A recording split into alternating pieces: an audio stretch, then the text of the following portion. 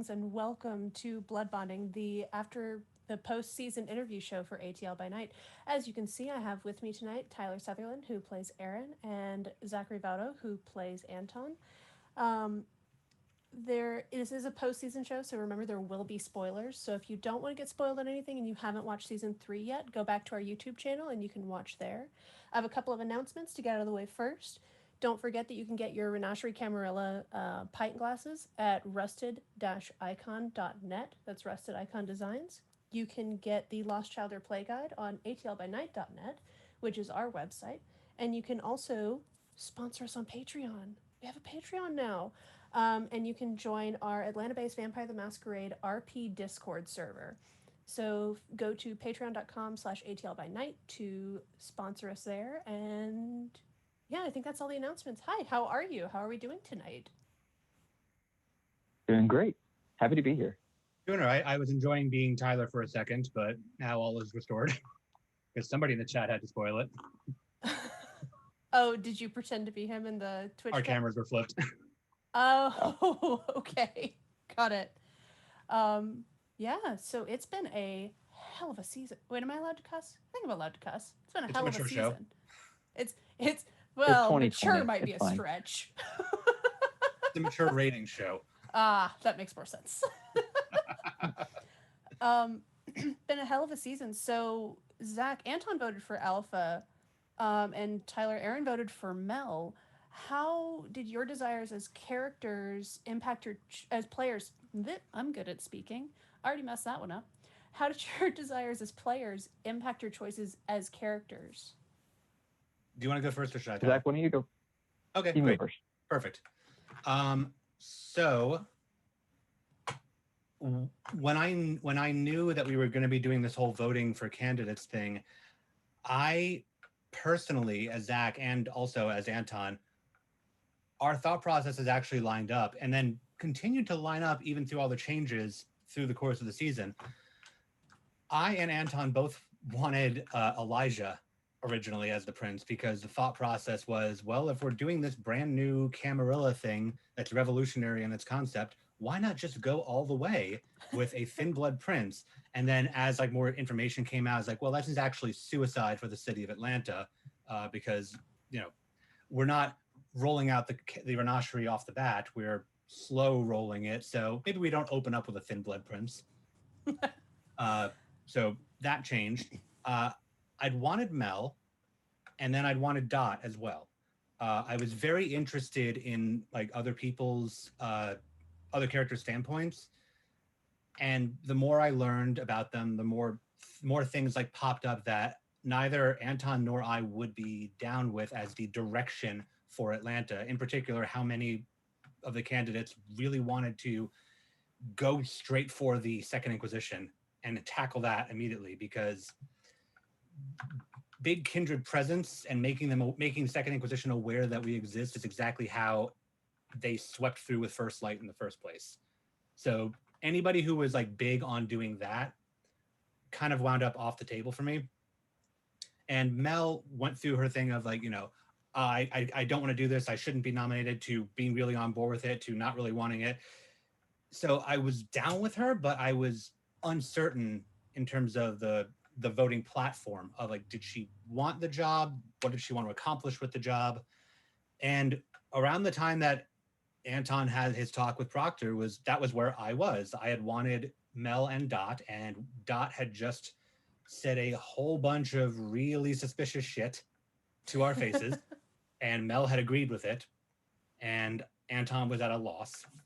So I literally just was weighing the candidates on their merits at that point and what they had shown and what they had done. And as I started backtracking in my head through our interactions with Alpha, both that Anton has seen and that I've as a player have seen, I saw just how much complexity there was to him and how he was a lot more than just like the two-dimensional portrayal, and how weirdly strategic he had been.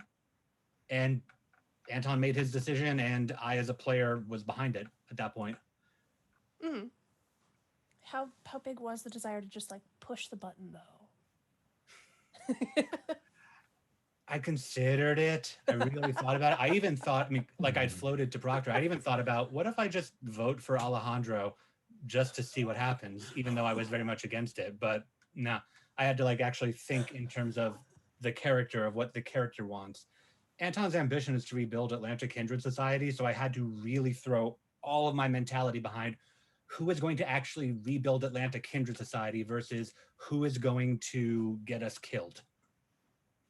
It's a good point. And then Tyler? Sure. My answer is probably a bit shorter, but more focused.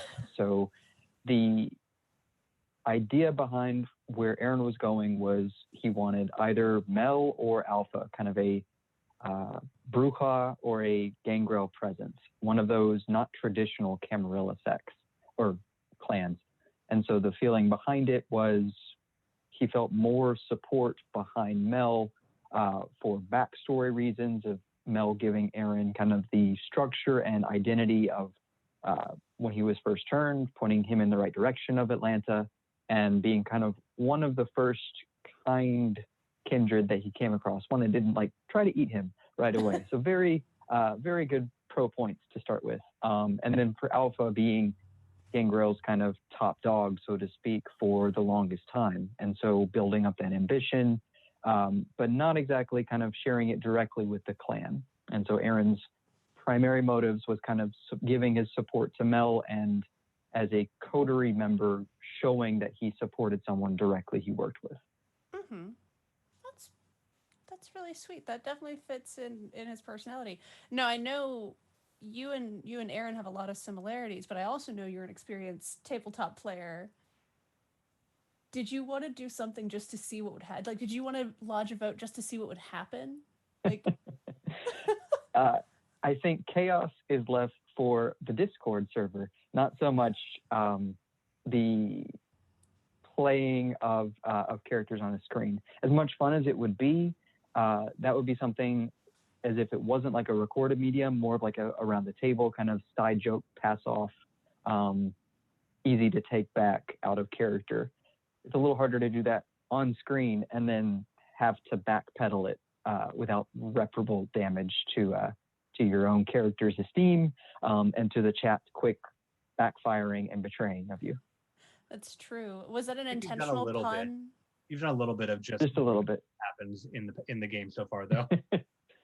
No, I don't think Aaron would have voted for anyone other than Mel or Alpha. Certainly not Alejandro. Definitely not for Dot, based upon the reasons Zach brought up. And some of the other characters didn't have quite as a robust or an alignment to some of those secondary clans in a Camarilla sense. Mm-hmm. By the way, the chaos in the Discord thing, that was an intentional pun, right? I never joke about Discord. Because Discord keeps the receipts and unfortunately tags you right away. So I try not to poke the bear or the bees nearly as much. So you both brought up Dot because she is a very interesting character, especially as a primogen, especially as a prince candidate. How did, I mean, so someone asked this for Anton. How did you feel about so many of your coterie voting for Dot?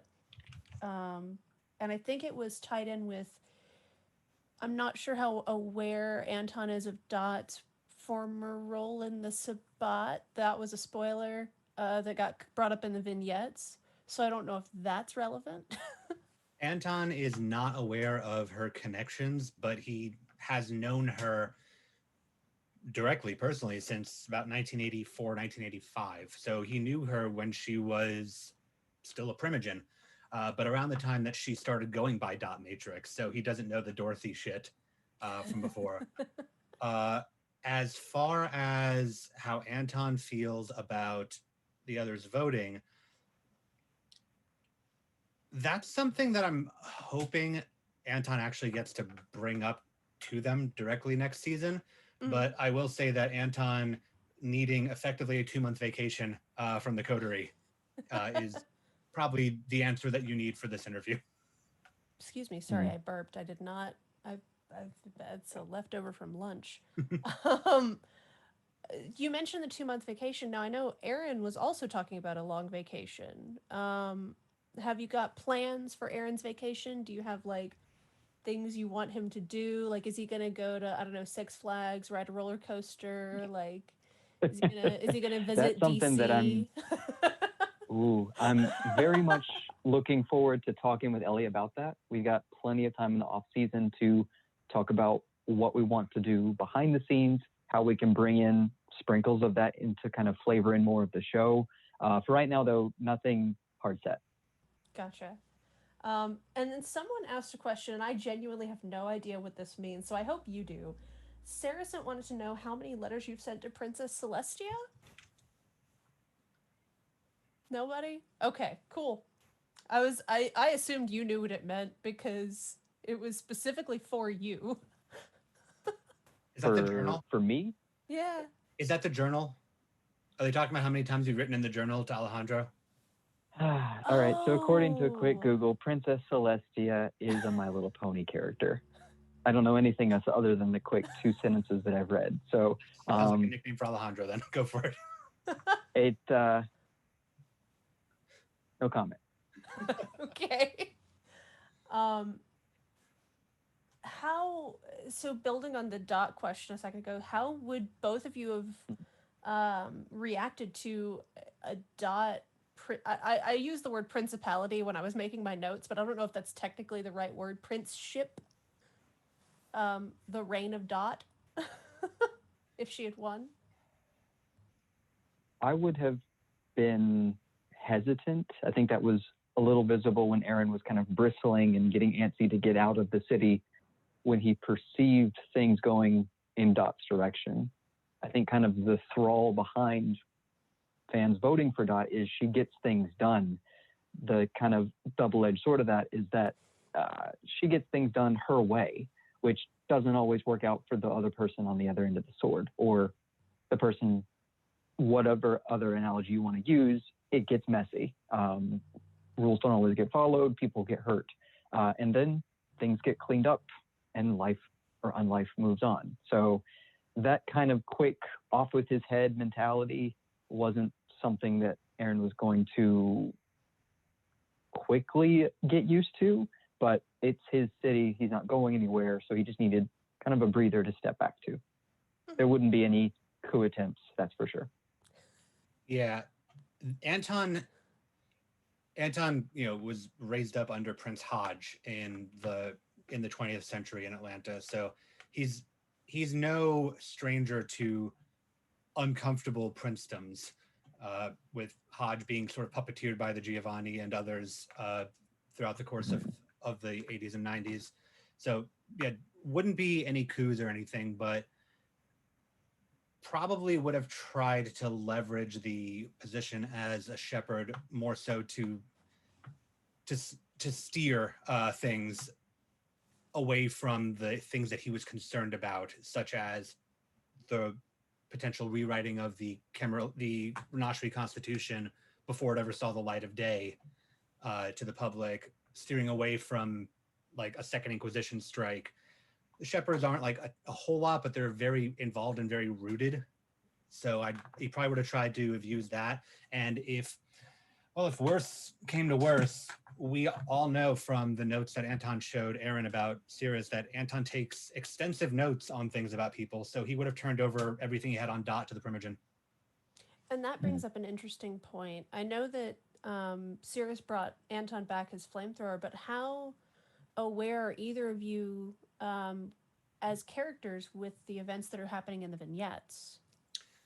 Anton drove by the Athenium after he got the flamethrower back, so he knows that Second Inquisition are still outside of the Athenium.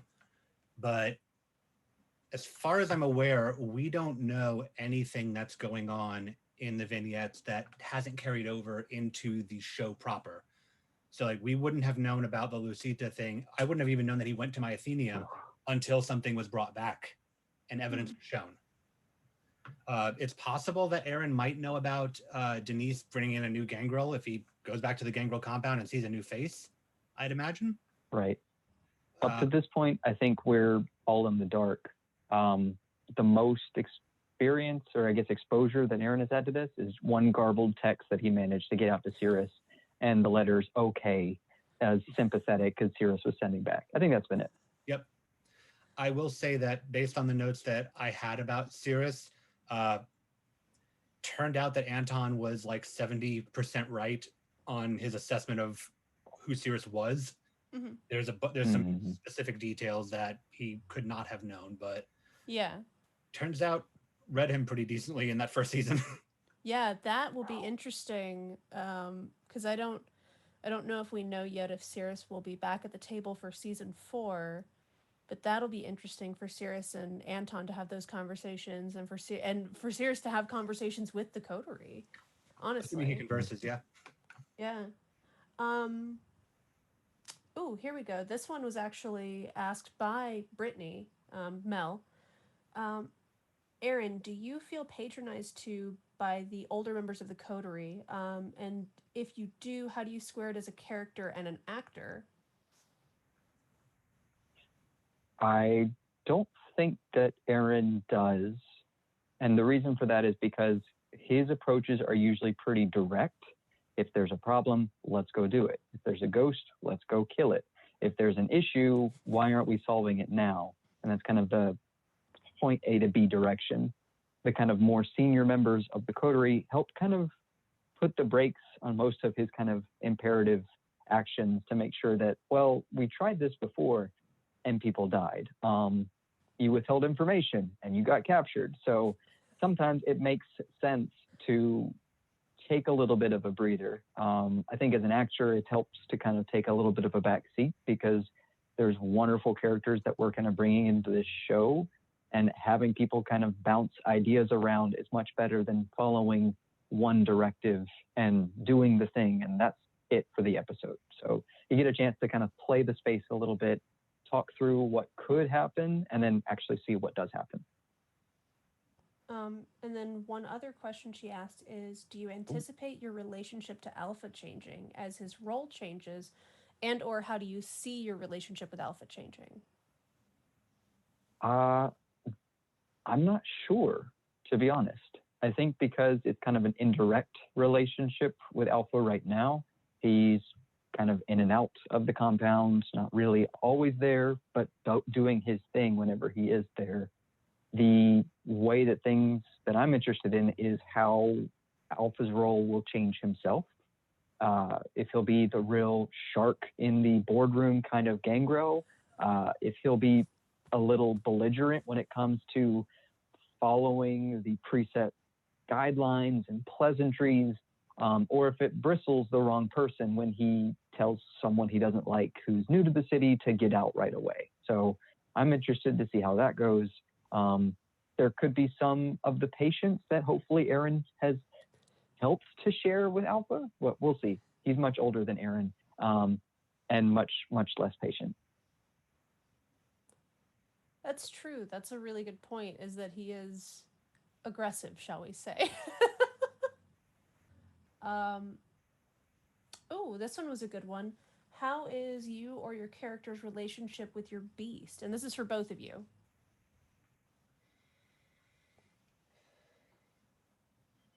Don't all answer at once. Yeah, relationship with beast is such a tricky term. We've only really seen it start to come out in Anton once in this whole game, and that was when we were in the vents of the Second Inquisition. But Anton's beast is a knowledge seeker and a perfectionist.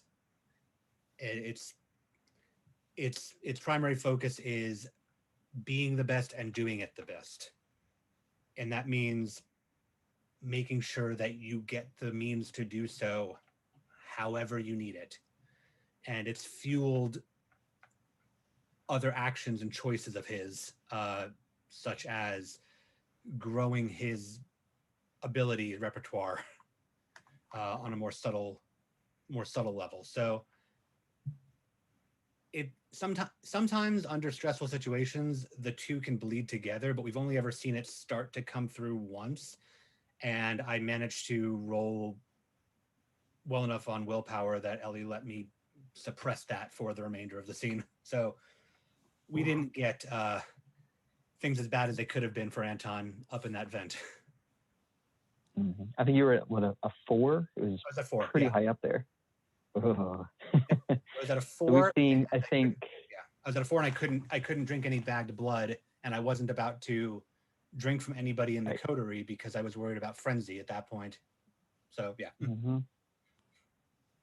Trying to do a stealth mission, one of your people go a little hangry. It's never good. I think Aaron? For Aaron, sure, it's part of what I worked in when looking at the Lost Child playbook and the connections from Olivia Grace's school is that Aaron likely had training on how to suppress and control his beast. I think it's part of the Lost Child playbook. So the head fiction or head canon I had is that Elijah probably helped him take a few classes on Beast Control 101 or 201. It's more probably a senior class. But that's also probably why it's no longer in like the main ballroom. It's more in the basement, away from all of Olivia Grace's expensive tapestries. Sorry, again. I think, though, the way that he's approached it is because he didn't have a formal initial Camarilla or even an Anarch. It was all wilderness-based with his sire, his mentor, when he first turned, is that there wasn't really teaching behind how to approach it or how to control it, which as a gangrel likely turned very violent the first few times. So when he was approaching Elijah and the Camarillo school, the best approach was probably the Jean Grey approach for now, which was to shove it down as far back as he could until they figure out how to control it later. And so he had I think it was a Hunger 3 in season 2, where he was ready to snap and bite and attack everybody. That's not to say that's equivalent to Anton's 4. Every hunger is different, but he probably aggregates to hunger and bestial quicker and has to figure out how to quell it and put it down because he doesn't have that training to figure out how to handle it. So it'll be interesting if it does come out. Interesting and violent, that's to say the least. I mean, that's the gangrel life, right? Is interesting and violent. It's just snap, crackle, pop, and then you're not hungry. I mean, I don't think that's what that that slogan was going for, though, originally. They beat us to it. They know it. Okay. This was a funnier one. If you would base your vote only around who you or your character finds attractive, who would you have voted for out of all the candidates? My vote stands. Fair enough. Hey. Like we've seen art of nearly all of the candidates, if not all of them, and they're all really, really freaking pretty. So it's that's a bit of a hung vote there, but. Aaron or even Tyler just wouldn't have voted on that regard. Fair enough.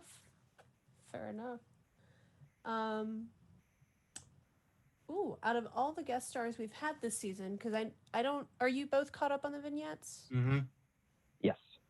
So out of all the guest stars we've had this season, and that includes Lucas, who played Alejandro, who was your favorite? I know, right? Hard question. Hard-hitting questions. I'm a little biased towards Lucas because he was in the room with us and we actually got to play off of him. Whereas I watched everybody else, and everybody else did a great job, but I was just watching them, whereas I got to like be in it with Lucas. So I'm automatically going to be biased towards him on that one and he did such a phenomenal job while he was there. Just I know everyone was nervous of how is this going to go, but he cracked his leather gloves. You could whiff it up in the air, and he just went, and it was amazing. And he's so tall. So tall. It was so tall. It was like a literal just mini bean and a giant right there next to him. I mean, he was incredibly nice on set, but like if he wasn't nice, he'd be a very imposing figure. Oh yeah. But no, like I loved getting to see like Trevor and Lauren and Cynthia and Melee and Alex, and I loved getting to see like all the guests that came in bring stuff and play off of Dustin. I love to see, and Mark and Josh and Kay. There's so many guests. Everybody did such an amazing job. So yeah, my vote is obviously not diminishing anybody else, but I only got to actually play with one of them, and that's gonna lean my vote the whole way. That's fair. That's 100% fair. Makes total sense. Yep. I'd say if we could have any new guests, keep them coming, because this quality that we're seeing is amazing. Dustin is playing the different dynamics with each one. It's not just always the dead set character. It's different ways to approach different guests, which is very nice to see. And plus you get to see some of your favorite actors from other vampire stories or just fun characters and other phenomenal actors. Please keep it coming, because I am a fan and loving it as much as I am as an actor on the show. Oh yeah. Yeah, and I'm sure Ellie has got a full list of everyone she would love to get on the show if she could get them on there. If they come in person, when it's safe quarantine wise, I will just bake my heart's content for them. It can be whatever vampire themed snacks that we want, but I will keep them coming. I know that a few of the guests that wound up in the vignette were supposed to be in studio live originally in season 2 and 3, but state of the world being it is, Ellie managed to work out a way to still have them be involved. Right.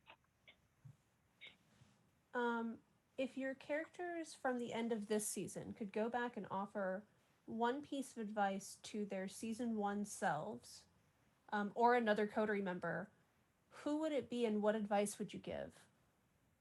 And you can't go as simple as don't drink that bag of blood. I know that. Oh, I'm not taking that back. No, that was delicious. I think Aaron would have difficulty taking advice for himself because he's stubborn. He gets in his head an idea and he tries his best to do it. And then other people give him more insights, good and bad shoulder crunks to speak of. I would say, though, probably best advice would be to be more trusting of your coterie. They're the ones that you're now housing with and living with, unliving with, whatever, that you're depending on for survival. Some secrets, obviously, for plot and for drama and for other roleplay things should come out naturally, but be careful what secrets you hold because it affects more than you. If Anton gave Anton advice, assuming that Anton didn't question Anton and want to right derive it all. Temperance. Just one word, temperance? Temperance. What if he goes and watches that movie from 2000, I think it was 2011, and he just even better. He's like, I don't understand what this movie is supposed to tell me. He's a smart guy. I'll figure it out. I can actually see it now of him getting some kind of prophetic vision or insight, or even an echo that he hears in the back of his head of his own voice, temperance. And he goes, no.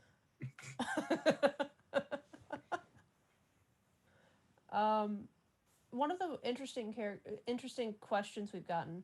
So y'all have been with these characters for 3 seasons. If your character were to sit down and play D&D, what race and class would they choose and why? Mm-hmm. Can't go with my answer because my answer is starkly different from Anton. I will have to think on that. The default gangrel answer would probably be Ranger, but Aaron is, despite being a gangrel, not really a pets person. They're pets, they're great, that's it. But he hasn't been, as we've seen in the show, overly affectionate when it comes to seeing dogs and cats.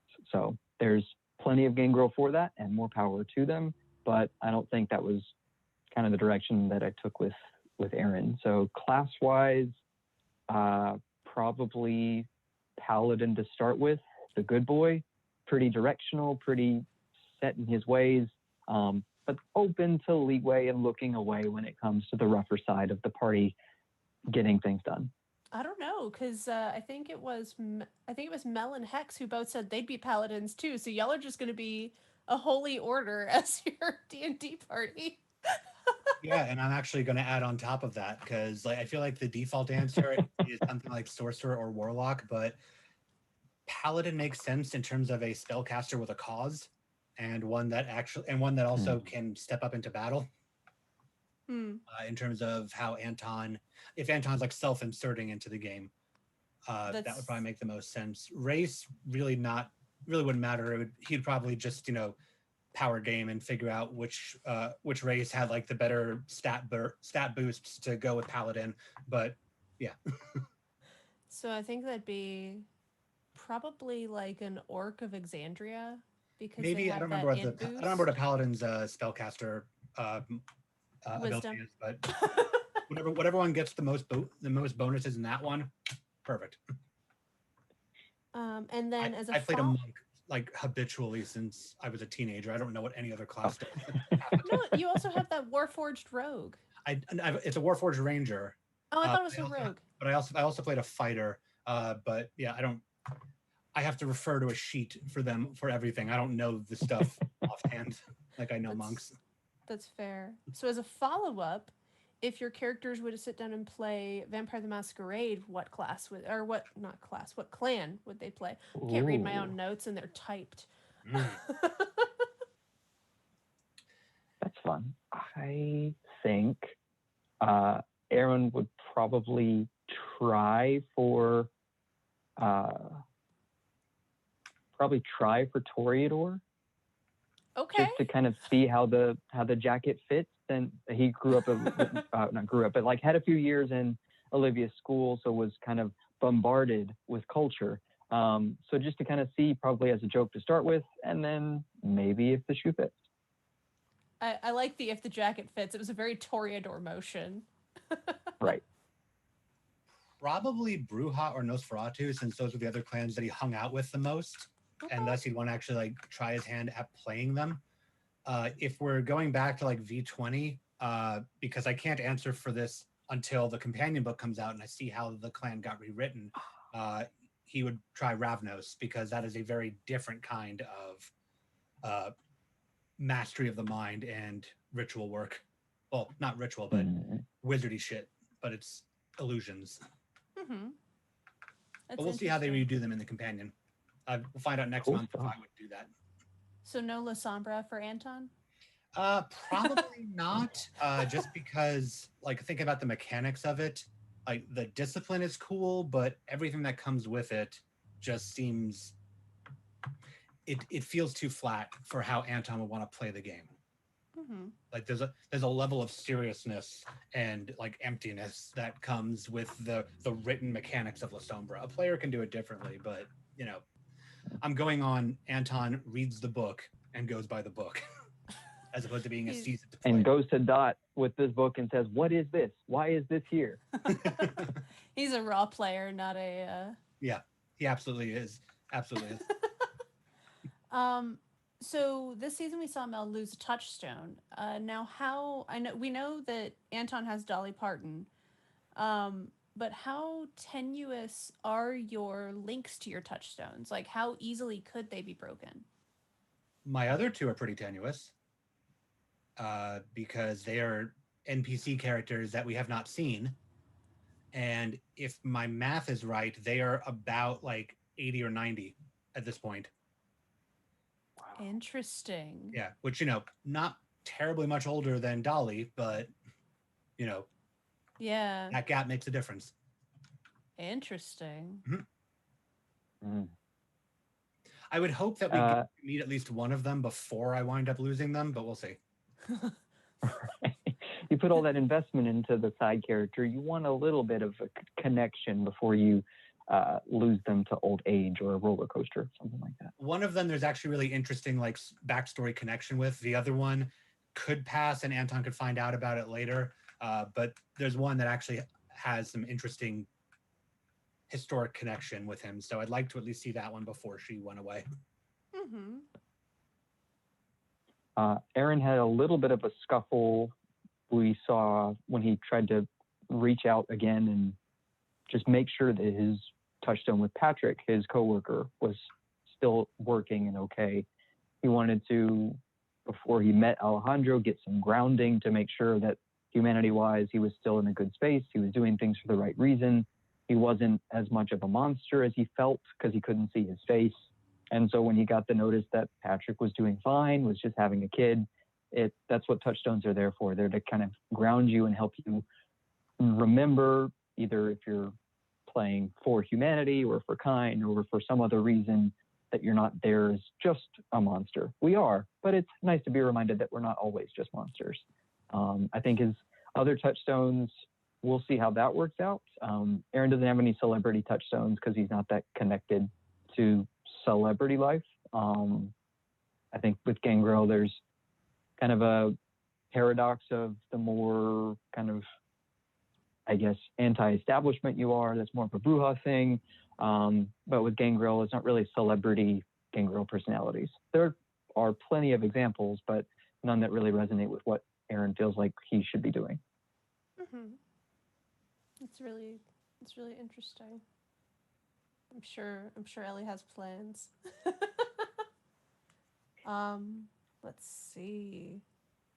So we've already kind of touched on this for Anton, but Aaron, how did your thoughts on Prince candidates change throughout the season, or did they change? Did they kind of stay relatively stable, or what?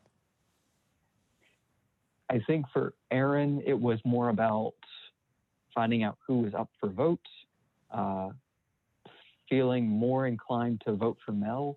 And the more that we talked with each of the other candidates as we got exposure to their ideals and some of their boons, or sorry, pros or cons, so to speak, against his own dynamics as a character, were more of just check marks or negative marks. So I don't think he was really going to shift away from Mel unless she drastically did something different. That's a little bit weird story playing to kind of always pick one person no matter what happens. I don't think that was going to happen this season.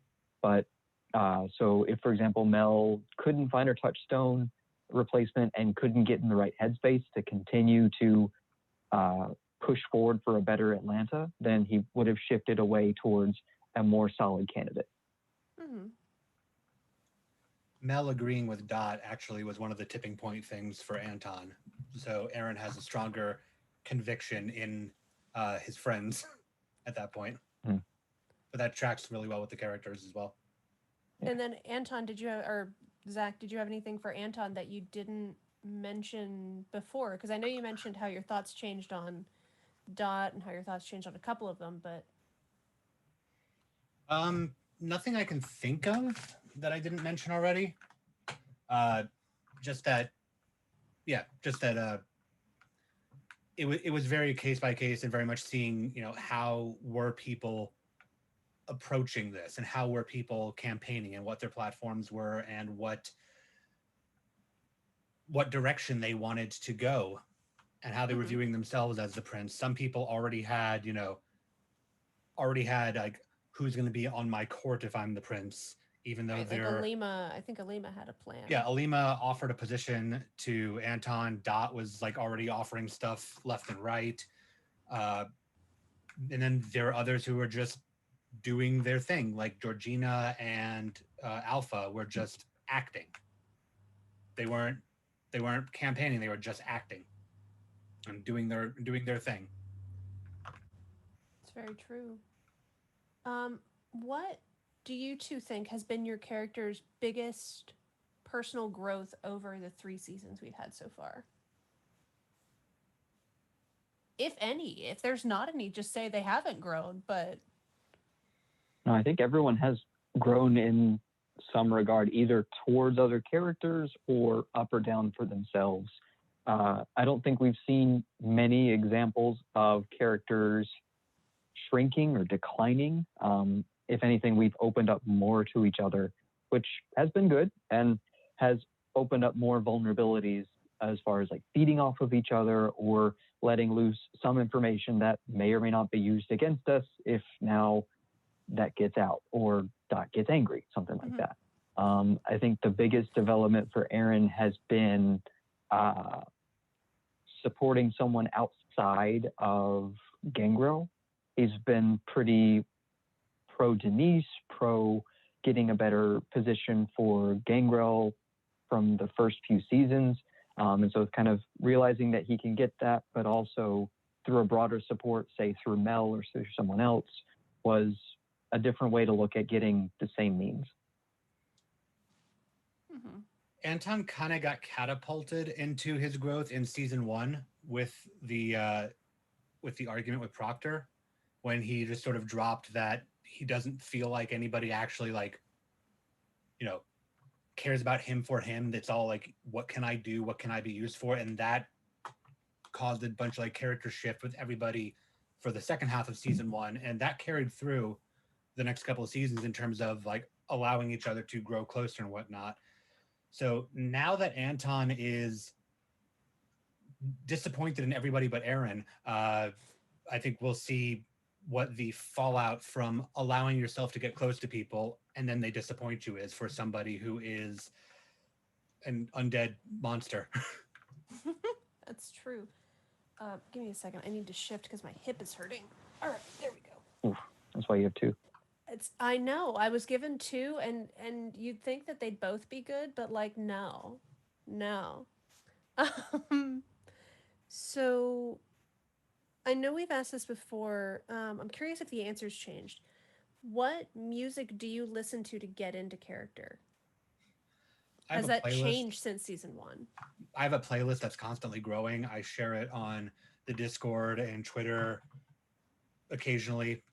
It's a Spotify playlist that I built for Anton in season 1. It's mostly the music that he's either listened to growing up, or that he's acquired from his students, or that Hex has snuck in to his playlist, and she'd have to just listen to it on loop. And occasionally she would just put songs in that she would enjoy listening to sometimes. And I've added to that playlist over the course of the season. So I'll share that again at some point, that Spotify playlist, either on my Twitter, our Discord, wherever. But I'm usually driving to the studio with that playlist playing just to keep me in the mindset. Mm-hmm. And that's an interesting thing to bring up. Y'all have gone through a lot of change this season. You've discovered a lot of things about the house. We've seen Hex at the table. Oh. So we've gotten to actually meet and interact with Hex. Yeah. How, this is going to be an odd way to phrase this question, but how has Renee's playing of Hex changed how Anton views Hex or how you view Hex? Or has it changed Anton and Hex's relationship a little bit? It's changed a little bit. It honestly, it changed a little bit before she even got there, when Anton discovered just how fresh Hex had been turned, because they had not really communicated that previously. So for him to discover just how much of a child she is, like, Anton very much has the mentality with being undead that you actually are the age that you were frozen at. Mm-hmm. Like, that's how old you are. Like, because you gain experience through the years, but you know, if you're stuck at 33, then you're 33, but you're 33 forever, and you're just getting smarter and more experienced. You're not getting older because you're not sustaining anything that comes with age. But there's still something to be said when your kindred is, I think, like a grand total from actual birth till now, 99, and Hex has only been a kindred for 8 years. Yeah. There's a gap there, which causes a mental shift. So taking that and then Renee playing off of that notion, everything that Ellie gave her from that, yeah, that definitely shifted our dynamic into a much. I don't know the right way to describe it, because it's not like a mentor student thing. It's not an older brother, older sister thing, but there's that give each other shit dynamic there that we kind of stepped around when Hex was just an NPC, because Hex would show up when it was kind of important or really good for development of the scene. Renee being there, we actually get to like play off each other rapid fire quite a bit. So it's definitely changed. I'm not quite sure how to quantify it, but it's changed. It's a lot of fun. And Anton learning this new information about her and then having somebody physically there to play her, who also is new to Vampire. So player is new and kindred is new. Anton has gotten to actually take a little bit more of a teacher role, not in actively teaching, but in how he approaches conversations with her. Mm-hmm. That's been really interesting as well. And Renee is so quick that it's amazing to play with. The jokes, the quips, just things that she comes up with as soon as you say it as a quick retort makes it playing with her that much more fun. Oh yeah, she doesn't hesitate for anything. Yeah, that's very true. She's very, and also like personally, she's adorable. She's just so precious, a small bean. Um, so someone asked this, I think yesterday in the Discord, if you had to pick an actor to play either you or your character in a movie, who would you pick?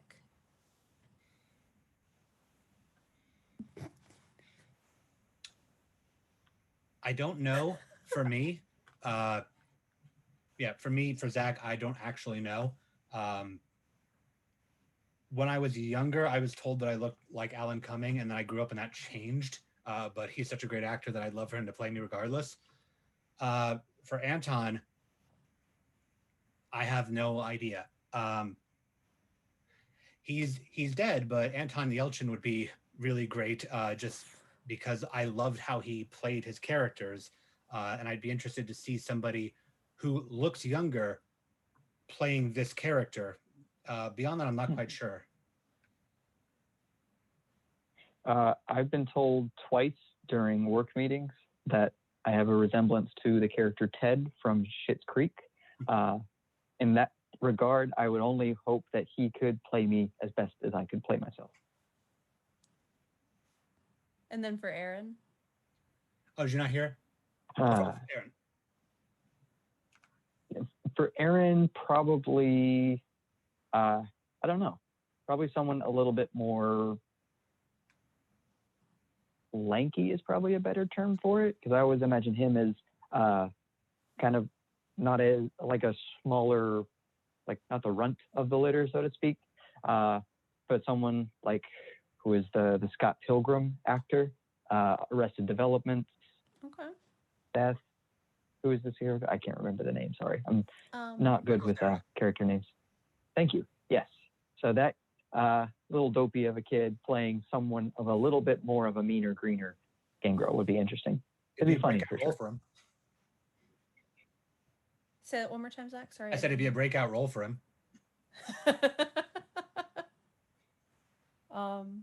And then what else do we have? Oh, I think we've actually gone through all the questions I prepared, and we have some time. So, if you two had to ask each other a question, any question, what would it be? So I think you already kind of answered it, but I don't remember a whole lot of detail going into it. But like, do you have like more set plans of like where Aaron is going to go, what he's going to try to do? Would he try to get into more stuff? You said you wanted to work some of it out with Ellie, but do you have like a set direction that you want to take Aaron in so that when we get back to season 4, Aaron has some experiences under his belt? It is not a 7-step plan. It's more of a 3-step plan, but yes, it's kind of 2 or 3 things that I want to check off in the off season and 1 or 2 things to kick off as soon as we get back. So I might have shared this before, but kind of what keeps me engaged and prepared during most of our shows is that I'll just write on a note card before we go in, like important details, things to just be aware of, 1 or 2 like jokes if I can get them across if they're funny, but just things that kind of help keep me engaged throughout the show, just so that way I'm always focused on making sure that I'm always doing the 1 or 2 things instead of just sitting back for an entire episode. I remember you showed us your note card at one point, and it had a joke that you had written down that somebody else stole entirely of their own volition. They had not read your note card. Yep. And during the break, you held up your note card and said, I was going to say that. I had it planned. I can't remember. It was Leona, and I will never forgive her. No, of course, I forgive her. She was so quick. She beat me to it. For a question for Anton, though, would be if or when he comes back, would he be up for some combat between Aaron and Anton? I know we've known Cirrus to lose an arm, but from Aaron's perspective, would Anton be okay with learning how each other fight, not to trump each other, but so that way we can kind of get more familiar with combat if or when it comes across that in the field. Anton is always up for learning and expanding what he knows. So the answer is yes. However, the way that Anton fights is not very conducive to sparring. So Gotcha. like it would be more, one of those like, yes, very down to do it, but it's going to be a bit more of me learning like hand to hand physical combat on a greater level, because the stuff that Anton can do is, it's not friendly match stuff. Which No, we've seen a no. little bit of it in what bit of combat Anton has been in so far. It's a lot of cheap shots and quick endings. Tyler, are you But trying it's to Batman effective the and it gets the coterie? thing done. No, that would be terrible. But if there was a one-shot episode where no rules held and no consequences were, it's like a dream episode that Ellie came up with, where it's a battle royale. That would be fun. And then we wake up and no one's dead. Anton does have a couple of benefits from some of the new abilities that he has not quite gotten to test out yet. So yes, like Ooh. it would be, it'd be worthwhile giving it a run. And then And he we've would all just not use a lot of the ritual stuff. he says that now, but let's see it in action. It's all fun and games until you're trying to kill each other. It's all fun and games until one of Just us a finds you. handful of pocket sand, right? Tremere pocket sand. Mhm. So we've learned a lot about the house this season. How have your characters' perceptions on the house, opinions on the house evolved as we have learned about all the ghosts, all the plastinated bodies, the burial pit full of men, the what was it, wraiths that Wraiths. were in the graveyard? Yep. Lots of wraiths. Every single night, Aaron gets more and more anxious that it's they're just going to discover another new room that has another new eldritch horror in there. But Proctor was very helpful in telling the wraiths, here's the door you can use. Please be respectful. And we no longer go to the graveyard, so that problem's resolved. I've been fascinated by what we've found in the house. I'm sure there's plenty more to continue to find, and I am excited and scared. Same answer, but with more anticipation than fear.